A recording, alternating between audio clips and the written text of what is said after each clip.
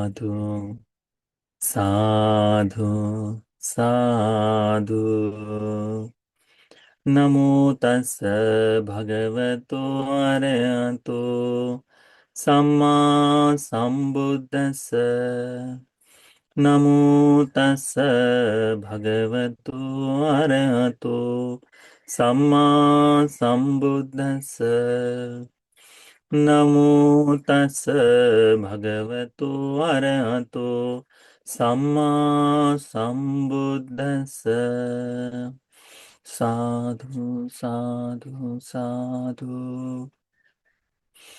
पूजनीय कल्याण मित्र, हमारे गुरु बंदी जी को हमारा प्रणाम है। साधु साधु साधु।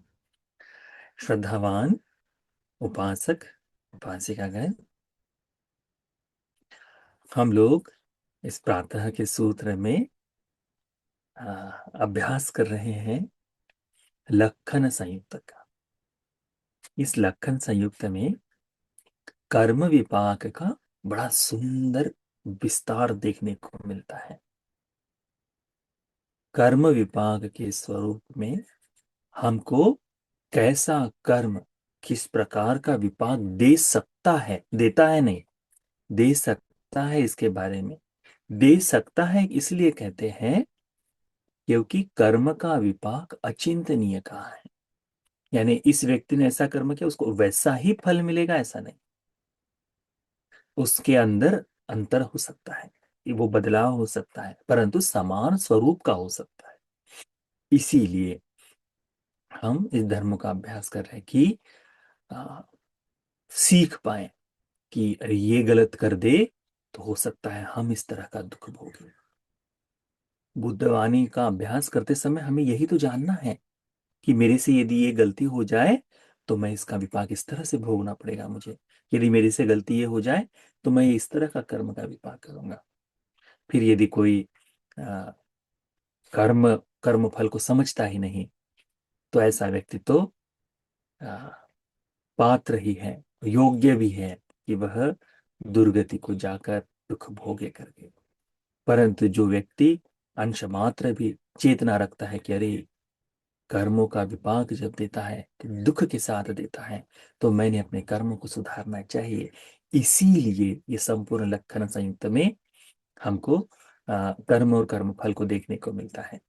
तो जब भी ये लक्षण संयुक्त का अभ्यास आप लोग कर रहे हैं तो आपके मन में ये भाव होना चाहिए, ये वाणी बुद्ध वाणी है। ये वाणी अरहंतों के साथ घटित हुई घटना है। हम जैसे सामान्य भिक्षुओं के साथ नहीं। हम जैसे सामान्य भिक्षु इसके लिए झूठ बोल सकते हैं, इसके लिए कोई ना कोई कारण बता सकते हैं, परंतु अरहंत सत्यवादी होते हैं, भूतवादी होते हैं, जो घटित हुआ है वही बताने वाले होते हैं, अर्थवादी होते हैं, उनके पास व्यर्थ की बातचीत नहीं होती। तो इस बात को अच्छे से जानना चाहिए। और बुद्धवाणी का अभ्यास करते समय मैं इसे नहीं देख सकता, परंतु ये सत्यवाणी है। यदि कुछ इस लोक में सत्य है तो बुद्ध है। यदि इस लोक में कुछ सत्य बताई गई बात है तो वो धर्म का सत्य है। इस बात को ध्यान में रखना है। इसीलिए पूरे बुद्ध शासन में जब भी कोई बुद्ध की वाणी कहने के बाद क्या आता है शब्द, एतेन सच्चेन सुवत्ति होतु। इस सत्य वचन से कल्याण हो जाए। इसीलिए इस सूत्रों का अच्छी तरह से गहन ऐसा अभ्यास करो। आज हम लोग एक सूत्र का अभ्यास करेंगे। इस सूत्र का नाम है मांगुलिथिक मांगुलिथि सूत्र। ठीक है। मांगुलिथि सूत्र का अर्थ होता है बिल्कुल सड़ी हुई बदबू आने वाला। स्त्री का स्त्री की उपमा देकर दिया गया उपदेश। हम लोग देखते हैं अनेकों बार, आज भी शायद आप लोग को पता हो कि कुछ महिलाओं में, पुरुषों में तो आती है, ठीक है। तो इसमें मतलब महिला सूत्र है इसलिए हम देख रहे हैं कि कुछ महिलाओं में शरीर से निरंतर बदबू ही आती है, निरंतर बदबू आती है है ना। उसका एक और कारण बताया था, व्यभिचार था। हमने इसीदासी की कहानी सुनी थी ना, इसीदासी। हाँ। वो कैसा कि शरीर से मन न कहे ही बहुत दिखने में बहुत सुंदर, परंतु बदबूदार शरीर है। तो वो उसका परिणाम था। आज जो हम सीखेंगे वो तो और भी, इसीलिए बहुत ही सजग रहना चाहिए कि हमें क्या करना चाहिए करके। ये सूत्र इस तरह से है। हमारे शास्त्रा, भगवान बुद्ध जी राजगृह में विराजमान थे। लक्खन भंते और मोगलायन भंते गिज्जेकूट पर्वत में विराजमान थे। मोगलायन भंते जी के मन में आया कि आज हम राजगृह चलते हैं, तो उन्होंने अपना भिक्षा पात्र लिया, अपना चीवर संगाटी हाथ में ली और गए लखन भंते जी के पास कि आओ सुलखन, चले हम पिंडपात के लिए चलते हैं राजगृह में। तो उन्होंने भी कहा ठीक है आओ सो करके, और दोनों ही भिक्षुओं ने धीरे धीरे गिज्जकूट पर्वत से नीचे उतरना शुरू किया। ऐसे समय में आ, महामुगलायन भंते जी ने गिज्जकूट पर्वत पर से उतरते समय किसी एक दिशा को देखा और मुस्कुराए। उन्होंने कुछ ऐसा चित्रण देखा, ऐसा कोई व्यक्ति देखा जिसे देखकर उन्हें बड़ा आश्चर्य लगा। तो अब लक्खन भंते जी उनको पूछते, भंते अनंत मुनिगण ऐसे ही नहीं मुस्कुराते ना, तो भंते क्या कारण है, क्या हेतु है कि जो आप इस दिशा में देखकर मुस्कुराए। तो मुगलान भंते जी कहते हैं, क्या आओ सुलक्षण, यह उचित समय नहीं इस प्रश्न को पूछने का, है ना, यह काल नहीं है सही। जब मैं भगवान के सम्मुख रहूं, हम्म, तब ये प्रश्न मुझे पूछो। तो कहते ठीक है। तो दोनों ही पिंडपात के लिए, भिक्षा के लिए राजगृह जाते हैं, भिक्षा आवंटित करते हैं। भोजन करने के पश्चात आ, भगवान जहाँ विराजमान है वहां चले जाते हैं। तो वहां भगवान भिक्षुओं के सम्मुख में बैठे हैं। वहां जाकर भगवान को नमन करते हैं। भगवान को नमन करने के पश्चात वे लोग दोनों ही भंते जी बैठकर भगवान के सम्मुख रहते समय लखन भंते जी ये प्रश्न पूछते हैं मुगलायन भंते जी से कि मुगलायन भंते जी, आपको याद होगा कि जब हम लोग नीचे उतर रहे थे तो उतरते समय आपने किसी एक दिशा को देखकर मुस्कुराया, तो भंते उसका क्या कारण था, हमको बताइए। तब जाकर मुगलायन मती जी कहते हैं कि इदा हंगाओ सो गिज्जकूटा पब्बता औरोहंतो, कि आयुष्मान, जब मैं हम लोग गिज्जकूट पर्वत से नीचे उतर रहे थे, अदस्संग इत्थिंग, तब मैंने एक स्त्री को देखा, दुर्गंधं, दुर्गंध से भरी हुई, मांगुलिंग वेहा संगच्छति, पूरा शरीर सड़े हुए बदबू से भरा हुआ। सड़ते हुए शरीर से ही, यानी पूर्णतः इतनी बदबू, मछलियों की बदबू उसके सामने कुछ भी नहीं है।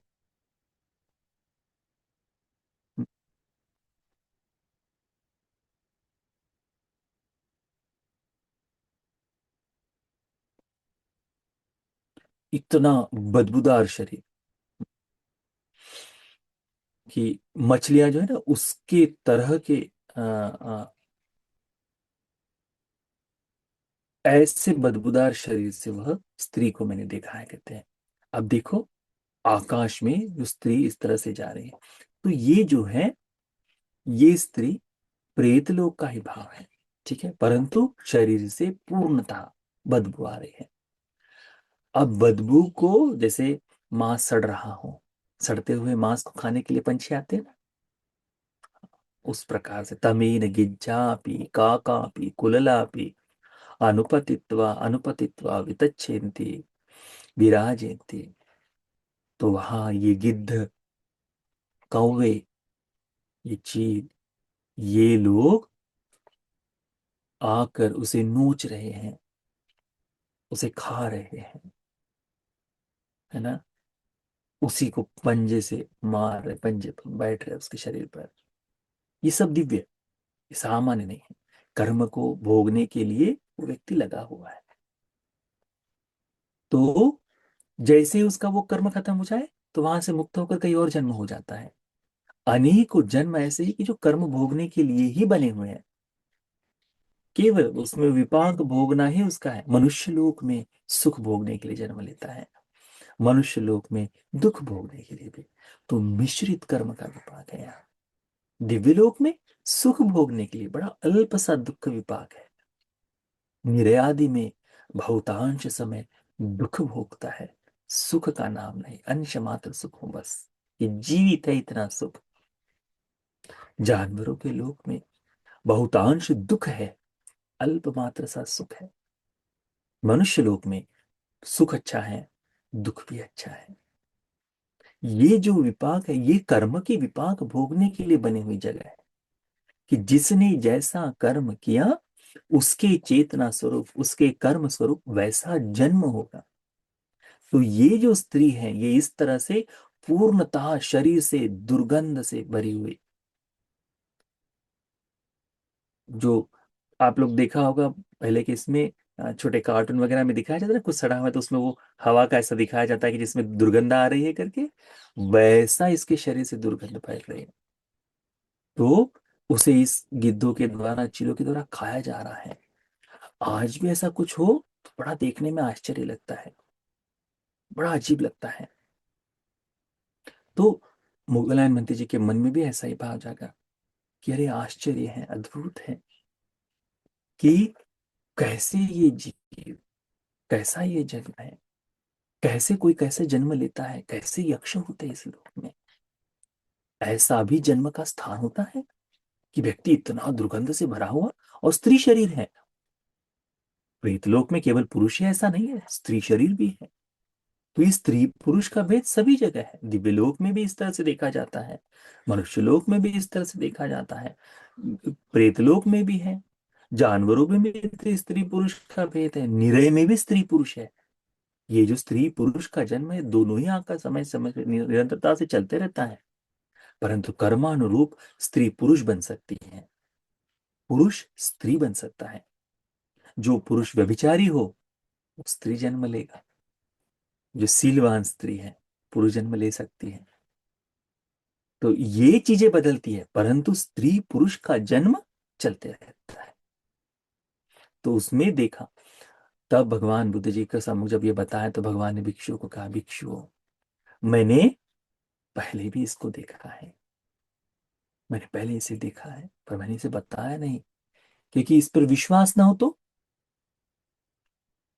तो इसीलिए मैंने बताया नहीं। पर अब मेरे भिक्षुओं ने इसको देख लिया है तो अब मैं बताऊंगा।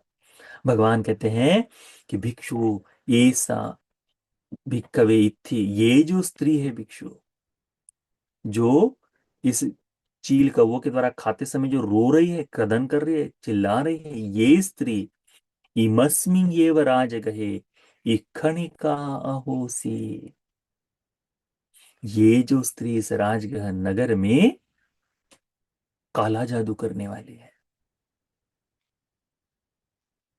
काला जादू समझते हैं आप? हम्म, समझते हैं ना?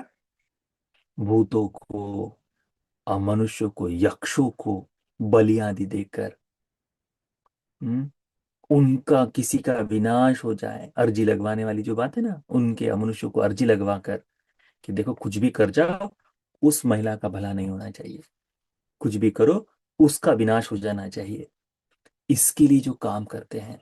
या फिर जा जाकर बताते हैं, देखो तुमको तुम्हारा पति कब्जों में रखना है, काबू में रखना है, तो एक काम करो, एक मुर्गा लेकर आओ और इस देवता के सामने, इसके सामने उसको बलि दो। तुम्हारा जैसे मुर्गा बिल्कुल बात मानने वाला हो जाए, वैसा बकरी की तरह तुम्हारा पति रहेगा। तो महिला कहती है, हाँ हाँ, मेरा पति मेरा बकरे जैसा रहेगा। तुरंत जाती है, हाँ मैं कर लूंगी। तो ऐसे लोग देखे हैं ना आपने?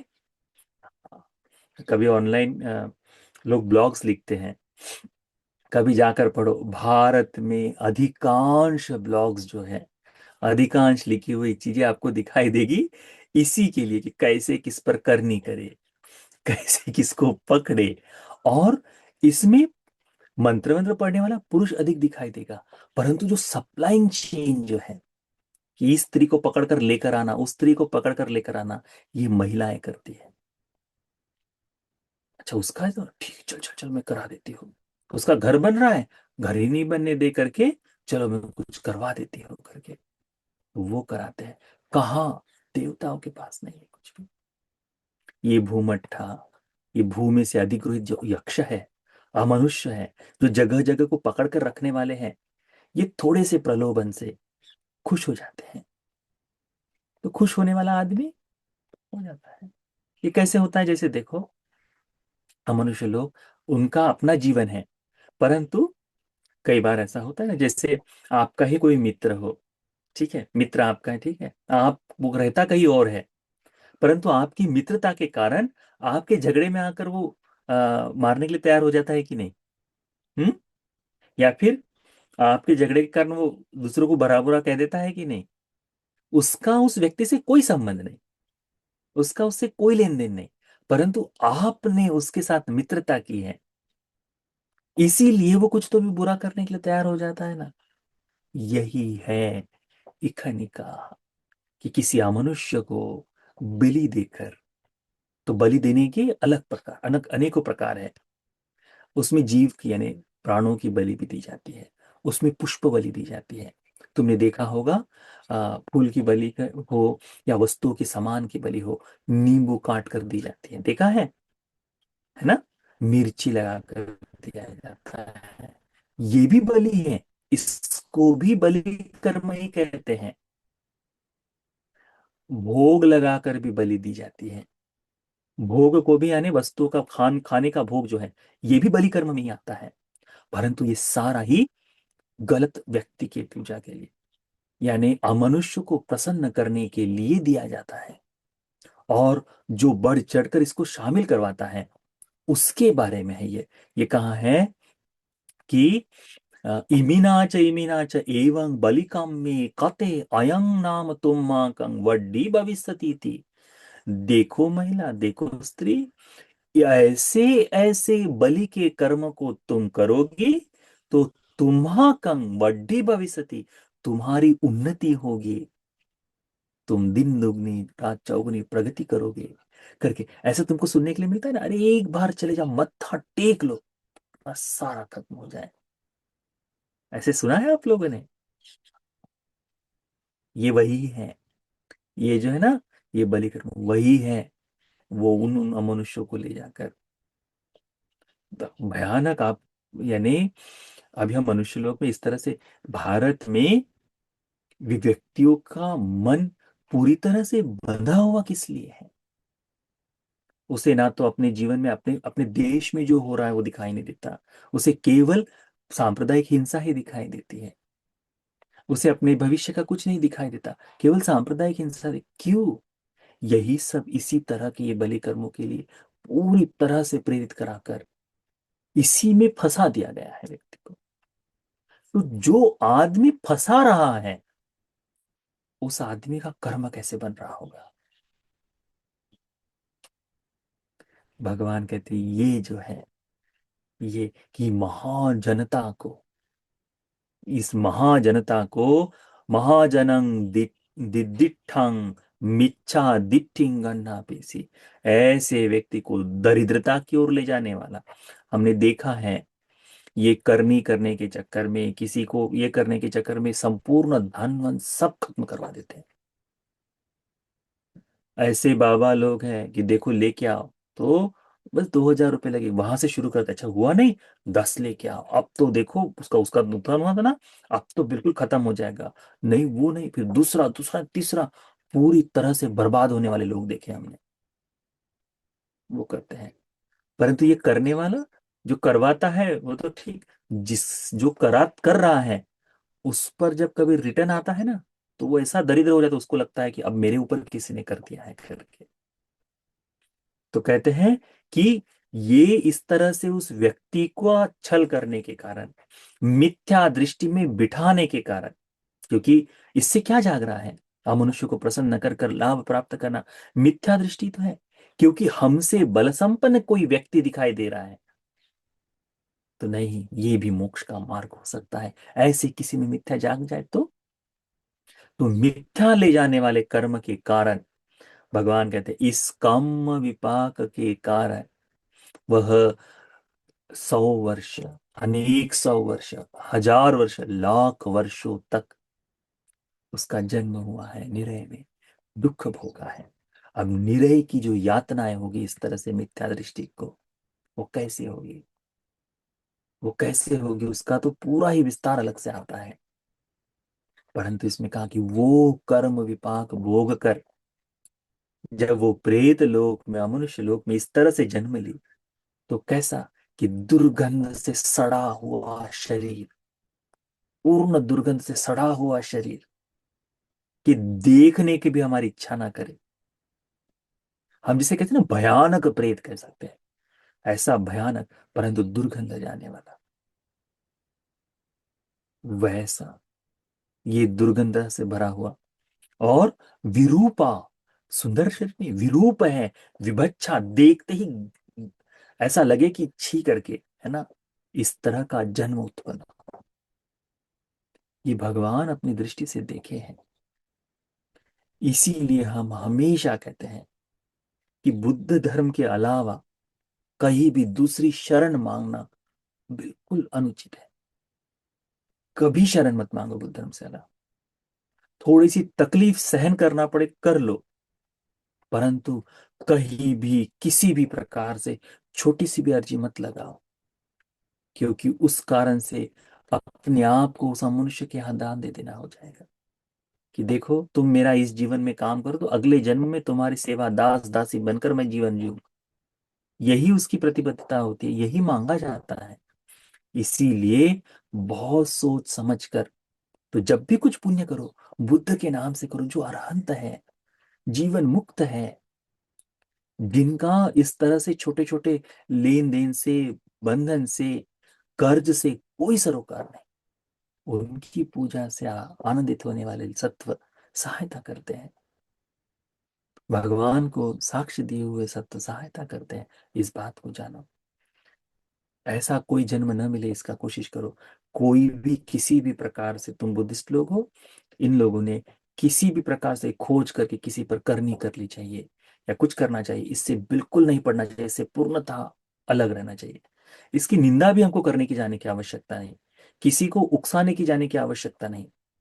मेरी शरण बुद्ध है, मेरा संपूर्ण जीवन बुद्ध मार्ग के लिए है।